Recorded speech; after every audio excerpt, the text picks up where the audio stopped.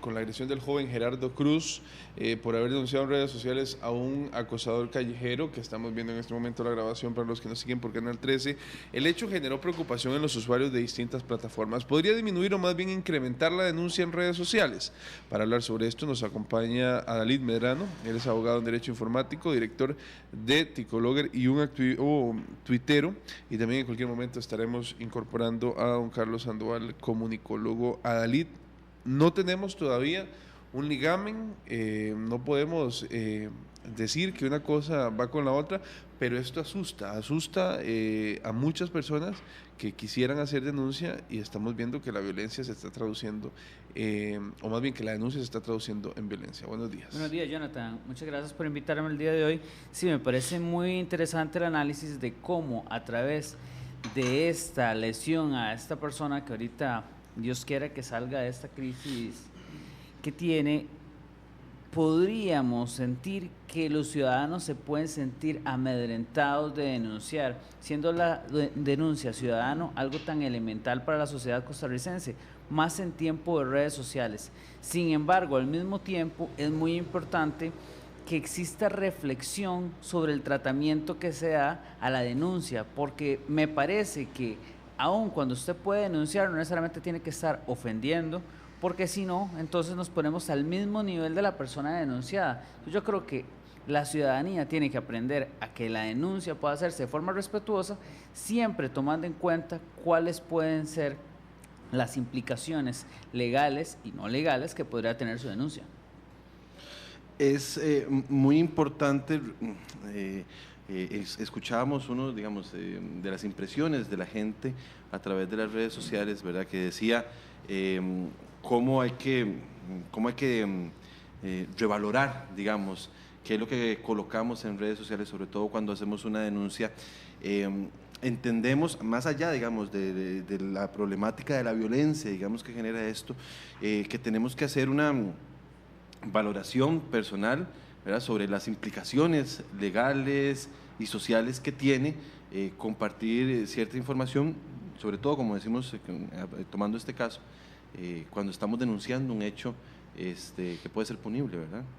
Totalmente. Como director de Ticologger, que es una plataforma donde un bloguero puede ingresar, crear su propio blog, y donde se encuentran muchas personas que hacen denuncias ciudadanas, a mí me preocupa, por más que no podamos decir que existe una relación directa o que existe una relación tan siquiera entre la denuncia y las apuñaladas que recibió este joven, para mí sí es preocupante, porque tenemos a personas como el cobrador de la caja y otros blogueros que, aunque no siempre denuncian, lo hacen constantemente. ¿Y qué pasa si vivimos en un país donde cuando usted hace algún tipo de denuncia puede recibir ese tipo de consecuencias?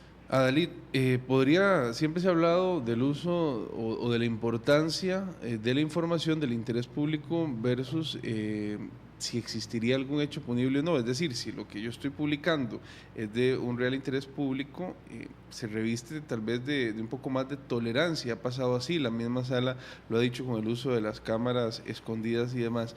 ¿Podría aplicarse en este caso, en el caso de este muchacho que pone el dedo en la llaga y habla de un tema que casi nadie quiere conversar, aunque esté afectando a otro? ¿Cómo podríamos valorar este derecho que también, o esta tolerancia que tiene la jurisprudencia? Bueno, qué interesante tema, porque si bien es cierto, él está haciendo una denuncia de interés público, que todos podemos tener parejas, madres, hermanas que han vivido el acoso laboral en las calles.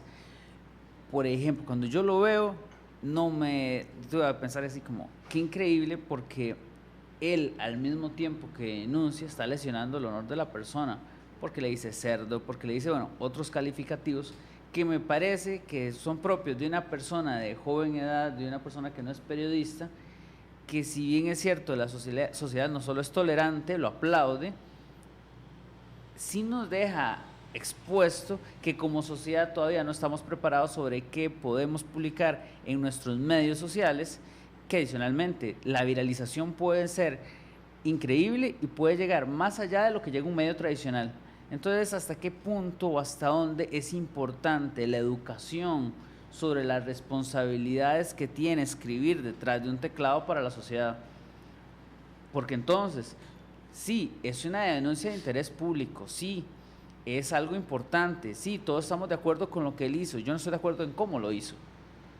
Sin embargo, no lo puedo juzgar porque es una persona joven que ve algo y reacciona como muchos pudieron haber reaccionado. La diferencia es que estaba con una cámara y fue subido posteriormente a internet.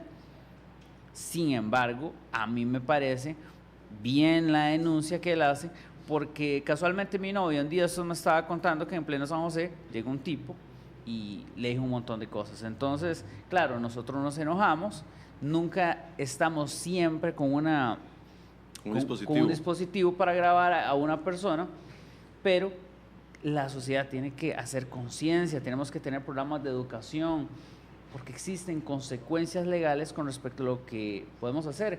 Y sería muy mal visto que una persona que hace una denuncia como esta tan importante pueda sufrir un proceso legal.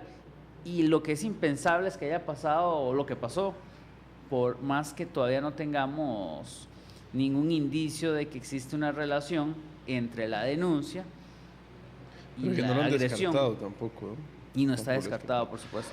Adalid, ¿cuál debería ser entonces el comportamiento ahora para las personas en las mismas redes sociales? ¿Realmente aplicaría un tema de temor? ¿Debería la gente tener un poco más de precaución? ¿Eso habla también del uso de la herramienta de manera discriminada? Bueno, es interesante porque han existido otras denuncias y no ha pasado nada. Pero sí me parece... No ha pasado nada en todo sentido, no ha habido procesos legales, no había, ¿verdad? Más allá de la exposición pública, que ya de por sí es importante, no ha pasado nada, no es solo que no le ha pasado nada a la persona que ha denunciado, ¿verdad? Claro, bueno, han existido pocas consecuencias legales, no nos hemos dado cuenta que hayan lesionado a nadie por una denuncia ciudadana. Hasta hoy no estamos seguros de la vinculación entre una y la otra. Sin embargo, a mí sí me parece importante recalcar que en caso de ciudadanos que escriben un teclado, que se toman su tiempo, que no ofenden, la persona que lo recibe, yo creo que lo recibe de una forma distinta, porque no es lo mismo que usted lo califiquen de cerdo, etcétera, etcétera, a que le digan es que usted hizo esto y esto, que yo creo que le da un poquito más de espacio para defenderse, le da dignidad al ser humano. Sin embargo, es algo muy difícil de controlar cuando tenemos ciudadanos con teléfonos inteligentes, con acceso a internet, y donde si usted hace una denuncia en su perfil público, eso puede viralizarse y llegar y trascender más allá de nuestras fronteras. Sí, entonces, este caso fue trascendental en ese sentido, ¿verdad? Lo vimos publicado.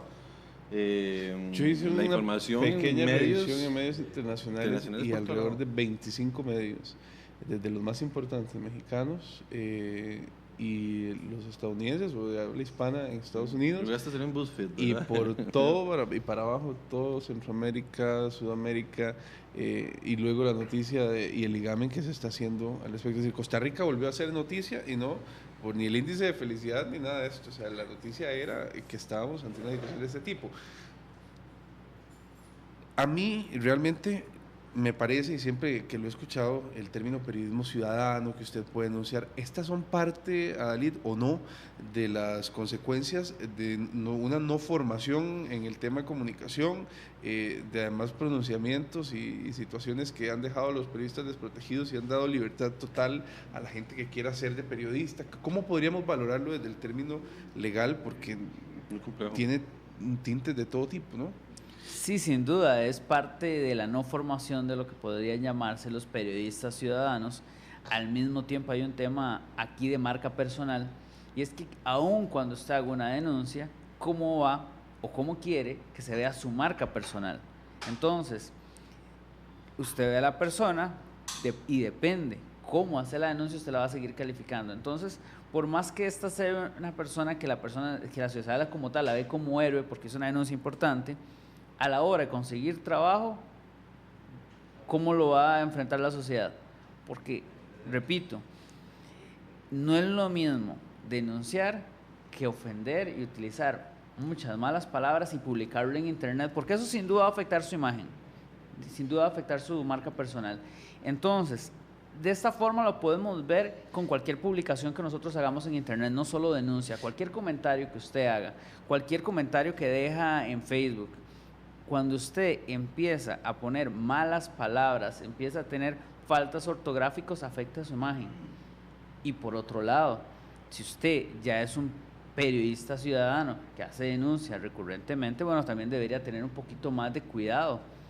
Sin duda, a mí me parece importante la profesionalización en el ámbito de la comunicación, más cuando se da por medios digitales, porque el impacto puede ser inclusive mayor que muchos medios tradicionales. Forma y fondo, dice Adalid Medrano, es importante, forma y fondo. Tenemos en línea a don Carlos Sandoval, comunicólogo, profesor de la Universidad de Costa Rica en la Escuela de Ciencias de la Comunicación Colectiva. Don Carlos, bienvenido, buenos días. Buenos días a ustedes en el estudio y a las personas que amablemente nos siguen a través del CINAC. En este caso nos puede hacer reflexionar en muchos sentidos, nos puede hacer reflexionar respecto a la sociedad machista en la que vivimos, la realidad de las mujeres en la diversa cantidad, múltiple cantidad de tipos de acoso que pueden sufrir. También nos hace reflexionar en temas de comunicación, don Carlos. Sí, yo diría que hay... Perdón, en momento... adelante, Carlos. Yo diría que hay tal vez 3 dimensiones muy importantes. Una, que este caso evidencia lo extendido y lo generalizado que es el acoso callejero. Posiblemente este sea uno de los miles de casos que experimentan especialmente las mujeres todos los días y que deberían ser motivo de reflexión y de análisis y sobre todo de interrogarnos por qué es así, ¿verdad? Esa me parece que es una dimensión. La segunda es de alguna manera lo que ustedes están recogiendo, que es el tema de, digamos, la participación ciudadana o el llamado periodismo ciudadano en dar cuenta de asuntos de interés público. Yo sí tal vez me separaría un poco de la línea que estaban discutiendo, en el sentido de que, si bien es cierto, es muy probable que algunas de las expresiones que se recogen en los 2 videos no sean las más adecuadas, sí habría que tener mucha cautela en no criminalizar a quien más bien es víctima de esto. Es decir, me parece a mí que si bien es cierto, tal vez la persona no, de hecho es probable que no haya estado preparada para lo que iba a ver, porque simplemente era una persona que transitaba por el centro de la ciudad, sí es cierto que digamos, no podríamos invertir la situación y hacerla a ella más bien culpable de lo que le ha ocurrido, ¿verdad? Eso es muy frecuente en muchas discusiones en donde quien es víctima termina siendo culpada por su propia actuación. Y la tercera dimensión, que a mí me parece muy importante, es interrogarnos por el tipo de reacción que ha habido y por el intento de asesinato que nos ha consternado. A mí me parece que dice mucho de esta sociedad el hecho de que esta persona haya recibido amenazas y que finalmente alguien no solo profiere amenazas a través de las mismas redes sociales, sino que pasa al acto, es decir, intenta acabar con la vida de esta persona. Eso me parece muy interesante, e independientemente de quién haya sido el autor o los autores materiales, nos pone a pensar, digamos, de lo enquistado que está la cultura machista y de las consecuencias prácticas y materiales que puede tener en la vida de nuestra sociedad. Carlos, hay un tema fundamental, y es que, bueno, el análisis que había estado escuchando, que se ha venido haciendo dentro del mismo sector de los defensores de los derechos humanos, es que hubo un rompimiento del pacto entre machos. Es decir, siempre hay un silencio cómplice ante la mirada sexualizada, ante el comentario pasado de tono, y en el momento que alguien se sale de ese pacto, se convierte para algunos en un héroe, pero para otros no se está convirtiendo en un héroe, sino se está convirtiendo, y lo he leído, en un zapazo. Así le han puesto en comentarios en medios de comunicación, así he escuchado periodistas expresarse al respecto de la conducta de Gerardo. Entonces, este rompimiento del pacto entre machos, como lo han querido generalizar, ¿cómo lo podríamos valorar en el uso de estas también de las redes sociales? Porque estás rompiendo vínculos sociales o acuerdos sociales sociales solapados que también te van a traer consecuencias, sin ligar nuevamente esta muerte a la publicación. ¿Cómo podemos valorar eso, Carlos? Sí, bueno, a mí me da la sensación que hay un sector importante de hombres, digamos, que se les está volviendo muy difícil reconocer que la sociedad costarricense en términos de relaciones de género ha cambiado. Digamos que la Costa Rica machista de hace algunas décadas es una Costa Rica que con todo y todo ha variado, se ha transformado. El protagonismo de las mujeres en materia laboral, en materia cultural, es distinta a la que vivíamos en otras décadas. Eso le plantea interrogantes a una cultura machista que por una parte se ha replegado, pero que por otra se niega a reconocer que, por decirlo así, que esta sociedad ya no es la misma sociedad, podríamos decir, de mitad del siglo XX, y que pues los hombres tenemos el enorme reto de transformar la manera en cómo hemos sido educados y socializados, y si no, la reacción parece ser una reacción muy violenta, como la que hemos visto, que me parece a mí que como ustedes dicen, bueno, ha habido como un rompimiento del pacto en el sentido de que alguien ha delatado algo o ha hecho público algo que es por lo demás absolutamente evidente y cotidiano. Es decir, y aceptado, además. Lo que este muchacho ha grabado, pues en realidad uno lo escucha y lo ve en la calle todos los días, ¿verdad? De manera que yo creo que el tema de fondo es, me parece a mí, cómo como sociedad abordamos la cultura machista con la cual hemos crecido y cómo podríamos transformar esa cultura. Yo tengo nada más, porque ya el tiempo nos está ganando, una pregunta que quisiera que me respondieran los dos. ¿Ha habido, Adalid, una intención de decir que las redes sociales han cambiado la forma, que ahora todo el mundo apoya? ¿Sigue el activismo de redes sociales siendo un activismo vacío? Vimos las convocatorias a vigilia. Ayer estuvimos en el Calderón Guardia transmitiendo para las 6 de la tarde, en la edición de Red de Noticias. No eran ni 20 personas, incluidas familiares. Y si vos ves en el perfil de Gerardo en Facebook, tiene 18,000, llevaba ya para la mañana de hoy, seguidores. Esta gente, que el morbo es lo que retuiteando gente. No es la realidad la que se está viviendo en las redes sociales. Es decir, las redes sociales es un activismo de escritorio, todo el mundo apoya, pero nadie se mueve. Es exactamente lo mismo. ¿Ha habido realmente un cambio en la forma de comunicarnos, como han dicho, una revolución en la comunicación, o viene siendo lo mismo, nada más que con diferentes herramientas? Es que claro, la comunicación por medios digitales facilita conectarse con los públicos de interés sobre temas específicos, pero para la gente es muy fácil dar un clic de apoyo. De la misma forma que es muy fácil ofender a otras personas porque sienten que detrás de un teclado todo es más fácil. Pero a la hora de hacer una movilización a las calles, a la hora de dar un apoyo más allá del me gusta, más allá del comentario, a la gente le cuesta. Y eso no es cualquier tipo de activismo el que logra movilizar a las personas. Tiene que haber un liderazgo, tiene que ser algo en lo que creas, con lo que te sientas identificado.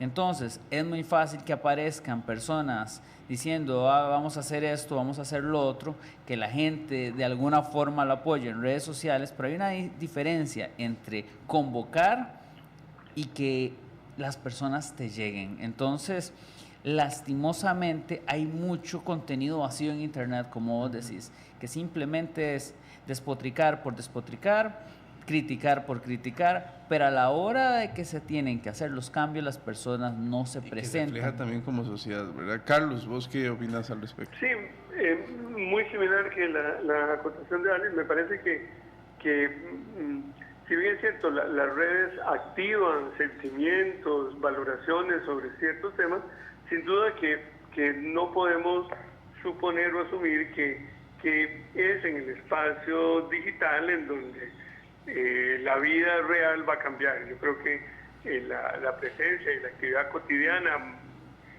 corporal, podríamos decir, es sin duda indispensable con o sin redes sociales como las que tenemos ahora. Lo contrario sería, me parece un tanto ingenuo suponer que si un like o un dislike va a cambiar la sociedad. Muy bien, muchísimas gracias a Carlos Sandoval, comunicólogo, y también a David Medrano, abogado en Derecho Informático y director de la plataforma Ticologer, que yo creo, David, que es una de las plataformas de bloggers más grande del país, si no la más grande, ¿cierto? Sí, cierto. De hecho, en un reciente estudio de Unimer salió, digamos, como el tercer más visto como blogs, estando en segundo lugar el Infierno de Costa Rica, que también es de nuestra plataforma. Muy bien, muchísimas gracias a David. 7:01. Noticias deportivas.